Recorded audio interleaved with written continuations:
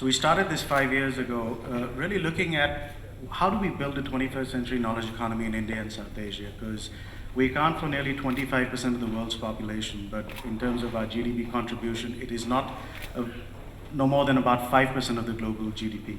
And that is something that has actually transformed quite rapidly over the last 25 years. If we read the mainstream press, most of us would believe that India doesn't grow. But if you look at the statistics, since 1991, and we're at the 25th year since liberalization, the economy has gone from $275 billion to about $2 trillion, a little over that actually. So that's an 8-fold increase. And that is something that wouldn't have happened if India wasn't growing. So I think it's very important to keep that perspective. Of course, there's a lot of work to be done. There's a lot of areas that we need to sort of focus on. I think the way I look at it, the challenge that India has is how do we transform the skills of the people, the talent pool, the human capital that we have as a country. There's an old parable that is often used about a king who goes out to a construction site and he walks through the construction site and he comes across the first person working on the masonry, the stones, and he says, "So what are you doing here?" And he says, "Oh, I'm cutting stones." He goes a little further in and he sees another person working on stones, and he's like, so tell me, what are you doing here?"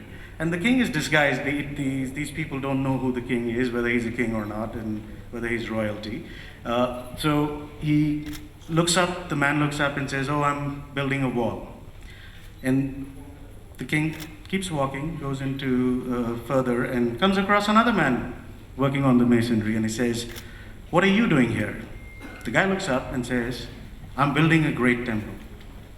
And I think for India, the most important thing we need to do is awaken everybody's need to build a great temple. And I think that can happen if we allow our people to have the necessary knowledge, the insight.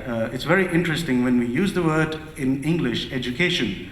And I just was having a conversation with somebody who studies knowledge a couple of weeks ago, and this was great insight, because in English we call it education, but in Hindi it's called shiksha, which is learning. And I think the learning part is very, very important as we transform this country. I will leave you with one of my favorite poems, which I oftentimes recite, and this is by Rabindranath Tagore.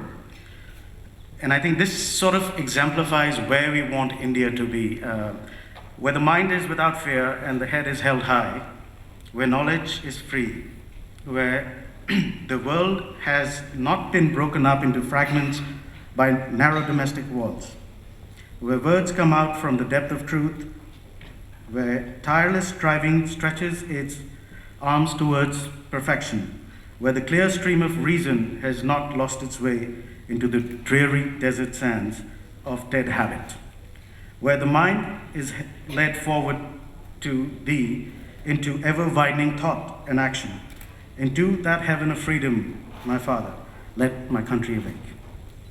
Thank you.